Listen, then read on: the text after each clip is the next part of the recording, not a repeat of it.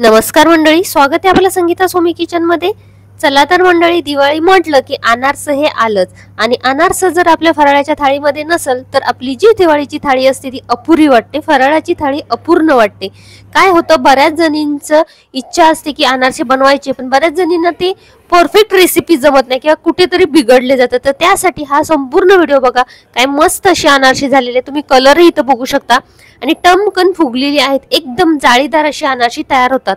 याच्यामध्ये step by step सगळ्या जी recipe संपूर्ण आहे ती स्टेप बाय स्टेप सांगितलेली आहे, त्यामुळे तुम्ही व्हिडिओ अजिबात मिस करू नका, संपूर्ण व्हिडिओ बघा। या आधीही संगीता सोमी किचन वरती मी 2 व्हिडिओ अनारसेचे अपलोड केलेले आहेत, त्याच्यामध्येही स्टेप बाय स्टेप सांगितलेले, ते तर तुम्हाला दाखवते, आवाज बघा।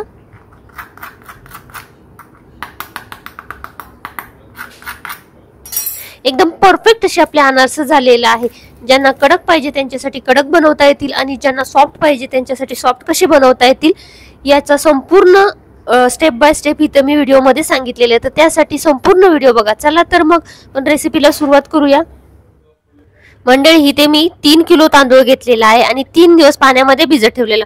रोज हा तांदूळ आहे तो रोज त्याच्यातील दिवसातून एकदा पाणी बदलून घ्यायचं, नवीन पाणी त्याच्यामध्ये ठेवायचं। आजचा 3रा दिवस आहे, संध्याकाळी रात्र झालेली आहे, म्हणजे 3ऱ्या दिवसाची रात्र आहे। आता मी हा तांदूळ आहे तो परत एकदा 2 ते 3 पाण्यातून धुवून घेणार आहे।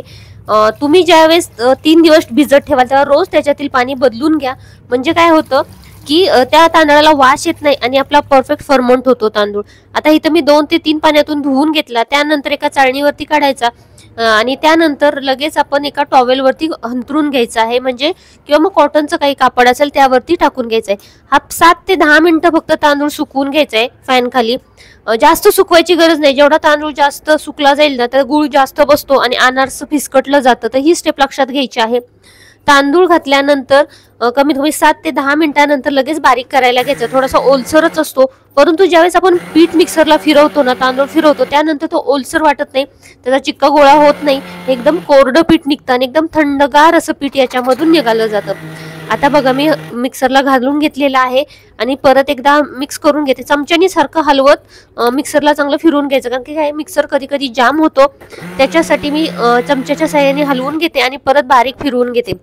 चाळण आहे ती तुमची जी पिठाची चाळण असेल गव्हाच्या पिठाची त्या चाळणीने चाळून घ्यायचे, जास्त भरडवाली चाळण घ्यायची नाही, रव्याची वगैरे चाळण याच्यासाठी वापरायची नाही। काय होतं, रव्याच्या चाळणीने जर चाळलं गेलं तर मग जास्त भरड निघतो आणि अनारसाचे पीठ आहे ते नंतर आपल्याला खलबत्त्यामध्ये किंवा वरवंट्यावरती चेचावं लागतं। तर ती स्टेप करण्यासाठी आपण इथं जी चाळण घेणार आहे ती एकदम बारीक चाळण घ्यायची, म्हणजे आपलं पीठ आहे ते व्यवस्थित बनलं जाईल।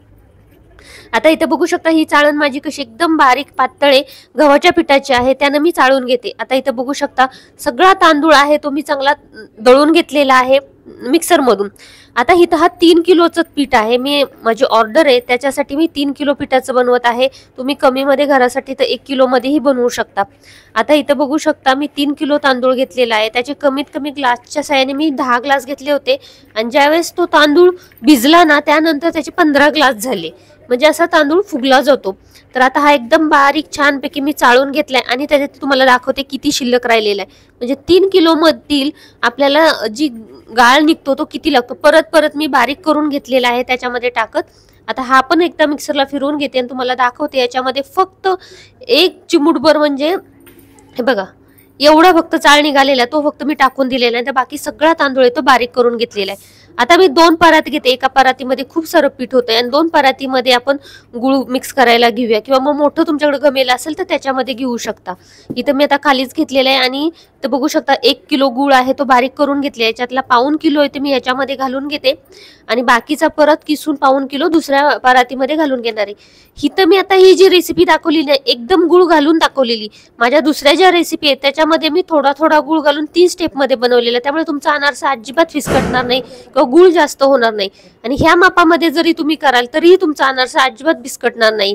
तर बघा, सुरुवातीला मी 3 किलोसाठी 1.5 किलो गुळ याच्यामध्ये घालून घेणार आहे आणि नंतर जर आपल्याला मळल्यानंतर गरज वाटली तर थोडासा किंचित 50 ग्राम 100 ग्राम वरनं किसून घालायचं आहे। आता मी ह्याच्यामध्ये अर्धा किलो घालून घेतला, हा पावशर ह्याच्यामध्ये घातला, आणखीन अर्धा किलो आहे ते आता किसून घेणार आहे आणि त्यानंतर या परातीमध्ये आणखीन मिक्स करून घेणार आहे।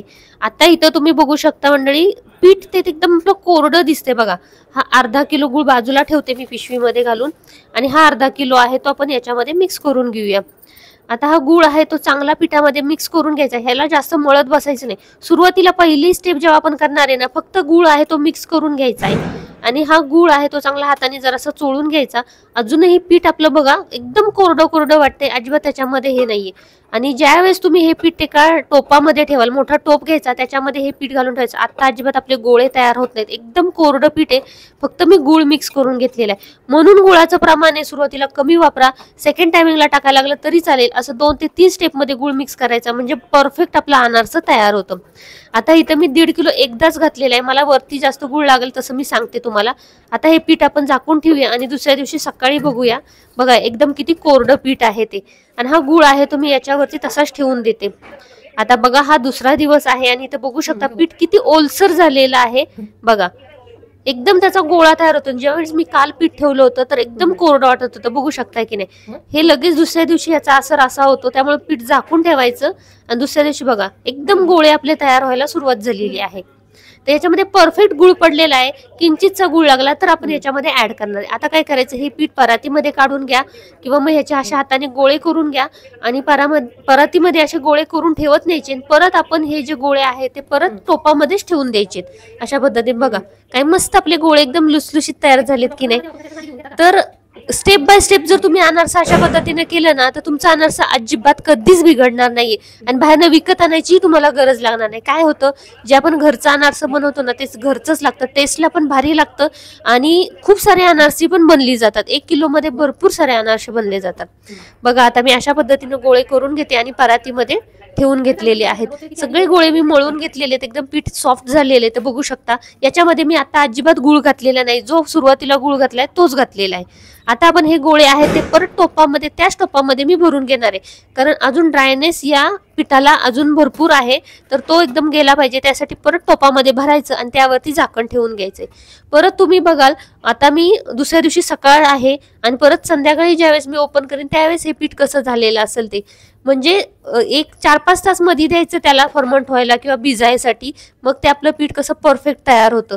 आता आपण याच्यावरती झाकण ठेवू. याच्यामध्ये अजिबात गुळ टाकलेला आहे, तसाच गुळ माझा हा शिल्लक आहे, बघू शकता. सुरुवातीला 1.5 किलो गुळ मी याच्यामध्ये घातला होता. आता बघा हे पीठ अशा पद्धतीचं झालेलं आहे आणि गुळ आहे तो आपला तसाच्या तसा शिल्लक आहे. आता हे पीठ आहे ना, एक तर तुम्ही परातीमध्ये काढून घ्या किंवा मग असंच टोपामध्ये चांगलं घुसळून मळून घेऊ शकता. तुम्हाला टोपामध्ये मळता जमत नसेल तर तुम्ही परातीमध्ये काढून घ्या आणि त्याचे छानपैकी असं मळून घ्या, जसं आपण गव्हाचं पीठ मळतो चपातीचं त्या पद्धतीनं चांगलं असं मळून घ्यायचंय. आता मी टोपामध्येच असं घुसळून घेते आणि त्याचे गोळे करून घेते, जेणेकरून त्याचे गोळ्यामध्ये जे गुळ थोडा थोडा मध्ये मध्ये एक्स्ट्रा कुठं कुठं राहिलेला असतो मिक्स होऊन जातो. बघा मी अशा पद्धतीने पीठ आहे ते टोपामध्ये चांगलं मळून घेतलेलं आहे.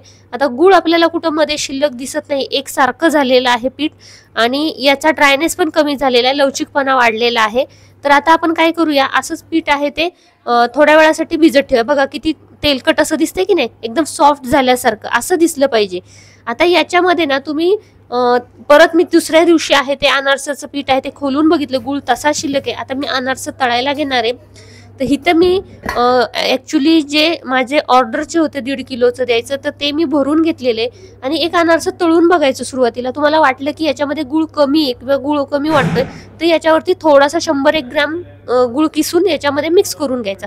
आता याच्यामध्ये मला अनारशामध्ये गुळ कमी वाटलेला आहे, त्यामुळे मी 100 ते 150 ग्रॅम याच्यामध्ये गुळ ॲड करून घेतला होता आणि आता चांगला मळून घेतला. आता बघा हे ऑर्डरचे डबे तयार झालेले आहेत. तर हे बाकीचं राहिलेले त्याचं आपण तळून अनारशी द्यायची, तर मी त्याची अनारशी बनवायला घेणार आहे.